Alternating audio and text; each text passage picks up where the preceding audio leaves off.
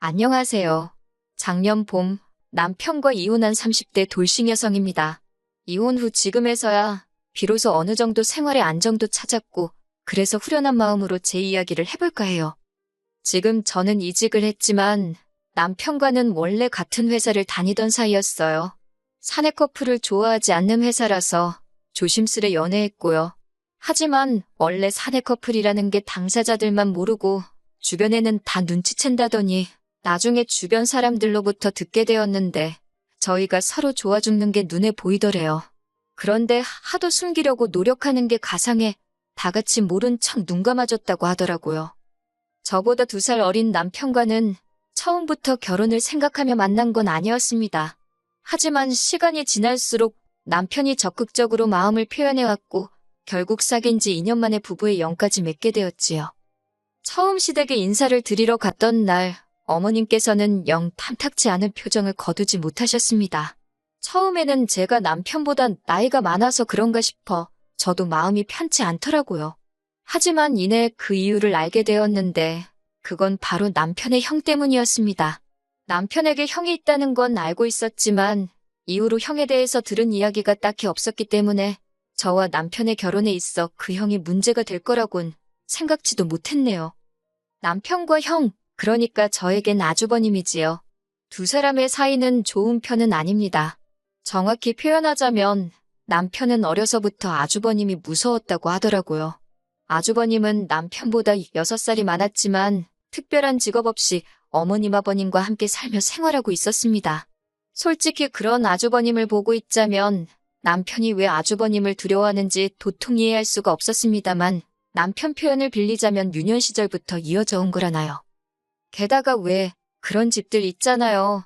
무조건 첫째가 제일이고 첫째가 잘 돼야 한다는 저희 어머님 아버님이 딱 그런 분들이세요. 물론 시댁에 인사를 드리러 갔을 때만 하더라도 솔직히 시부모님이 아주버님을 안쓰러워하는구나 싶었지 심각한 첫째 바라기이신 줄은 눈치채지 못했습니다. 제가 부모라도 40을 바라보는 아들이 장가는커녕 여자도 없다 하니 답답하겠다. 단순히 그 정도로만 생각했었거든요. 다만 상견례 자리에서 어머님이 저희 부모님더러 아직 맞이가 장가를 안 갔기 때문에 당장 둘째한테 뭘 해주고 그럴 상황이 못 된다고 하셨을 땐 좀 서운하긴 하대요. 아주버님이 장가를 못 간 건 못 간 거고 저희 결혼은 저희 결혼인 건데 까놓고 저희 결혼이 왜 아주버님이 장가를 못 갔다는 사실에 영향을 받아야 하는지 속상하더라고요. 하지만 저나 남편이 어머님한테 돈을 맡겨놓은 것도 아니고 못 해주신다는데 별 수 있나요? 그리고 솔직히 저희 친정도 경제적으로 넉넉한 상황은 아니었으니 마음 한켠에선 차라리 잘 됐다. 이참에 남편과 저 2사람의 힘으로 시작하는 것도 나쁘지 않겠다 싶더라고요. 그렇게 저희는 허례허식은 생략하고 아낄 거 아껴가며 예산 1억 2천으로 결혼식은 물론이고 신혼여행의 작은 빌라 전세까지 구하게 되었습니다. 서울이 아니었으니 가능한 일이었던 것 같아요. 특히 빌라의 경우 신축은 아니었지만 그래도 전에 살던 사람들이 다 고쳐서 살던 집이라서 손뗄 곳 없이 말끔한 곳이었어요. 그런데 그렇게 저희가 신혼생활을 시작하고 얼마 지나지 않아 생각지도 못한 상황을 맞닥뜨리게 되었습니다. 그건 다름 아닌 아주버님의 방문이었지요. 당시 저희 집은 시댁에서 버스로 30분 정도의 거리에 있었는데 그 거리가 아주버님에게는 퍽이나 가까웠던 모양입니다. 처음 시작은 정말 더웠던 여름의 주말이었어요. 더운 것 좋아하는 사람이 몇이나 되겠습니까만 저와 남편은 정말 더운 걸 지독히도 싫어하는 사람들이에요.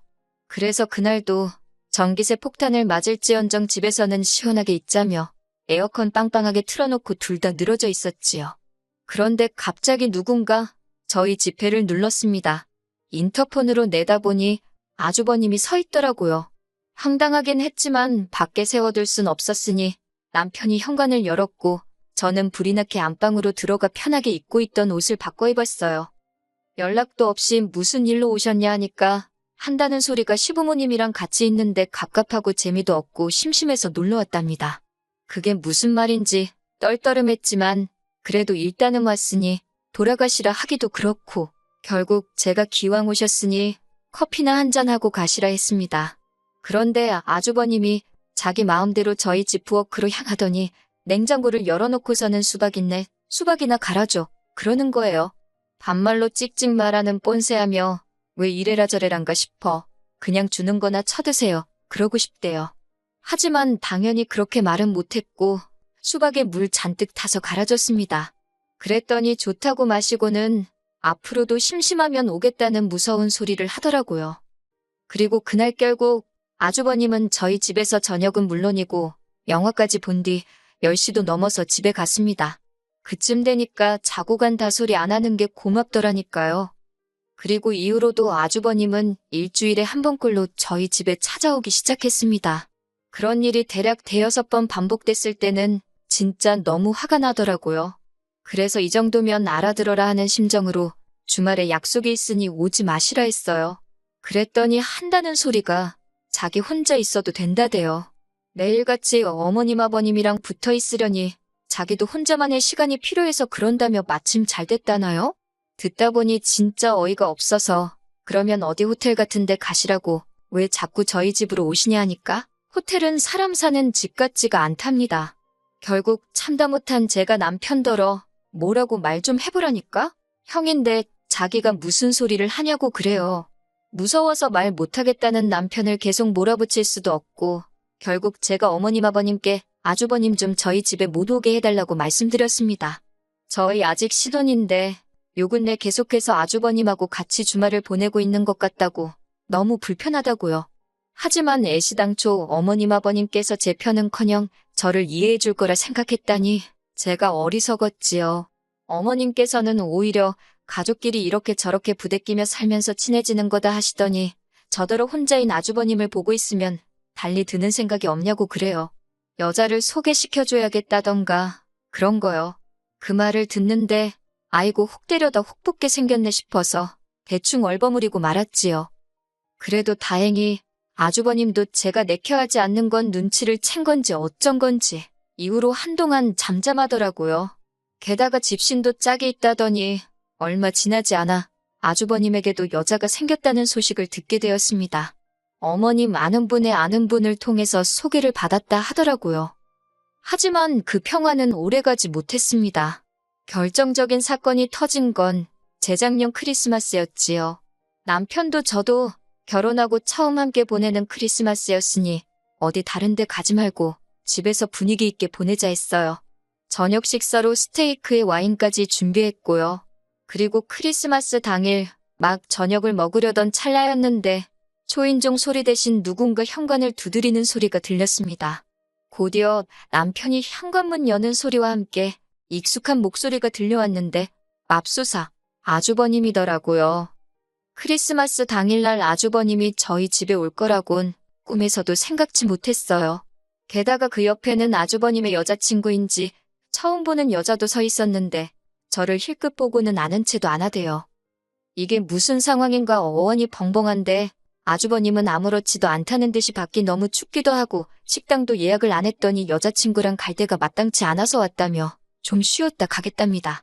그래놓고서는 저희가 차려놓은 식사를 보더니 맛있겠다며 같이 먹어도 되냐고 그러는데 정말이지 거지냐는 소리가 목구멍까지 올라왔네요.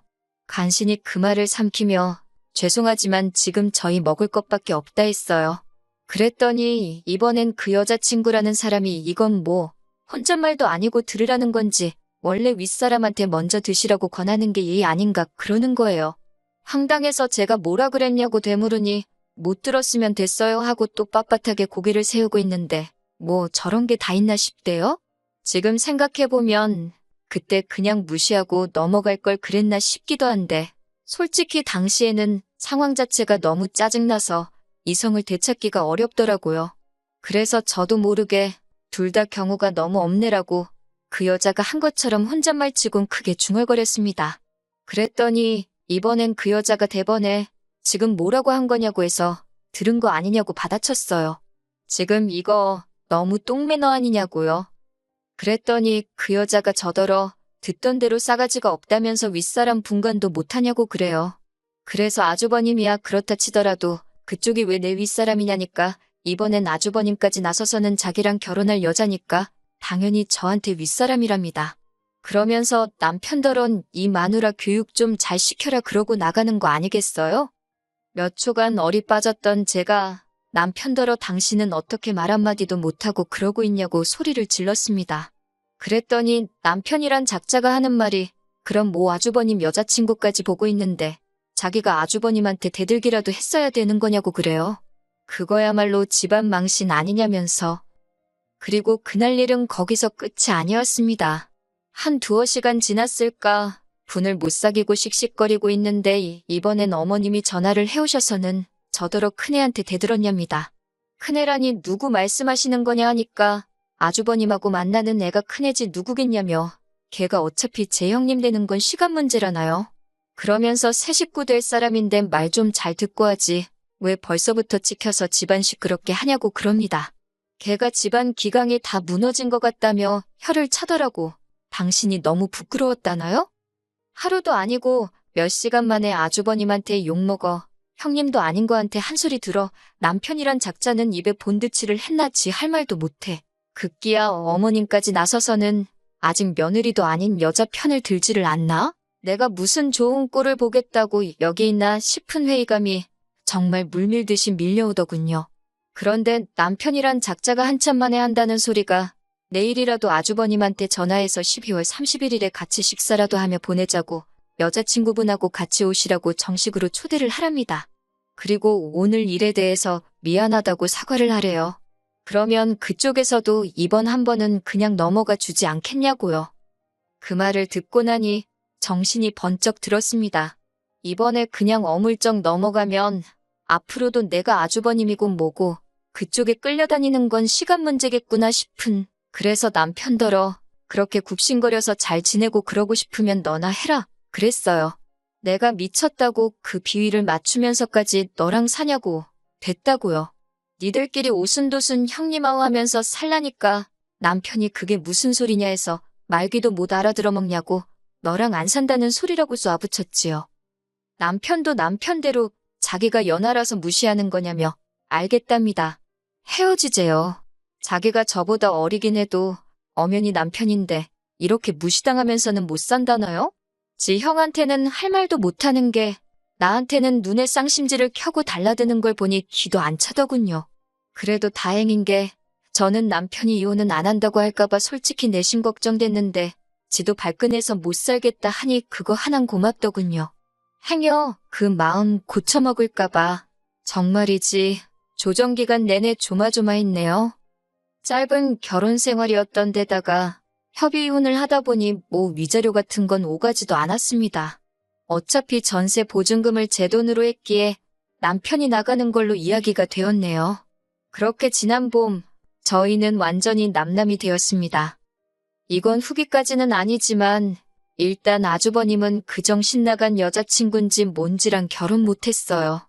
이것도 듣자 하니 저희 어머님이 하도 마지타령을 하시니까 재산이나 얼마 줄 줄 알고 여자가 결혼하려고 했던 모양이에요.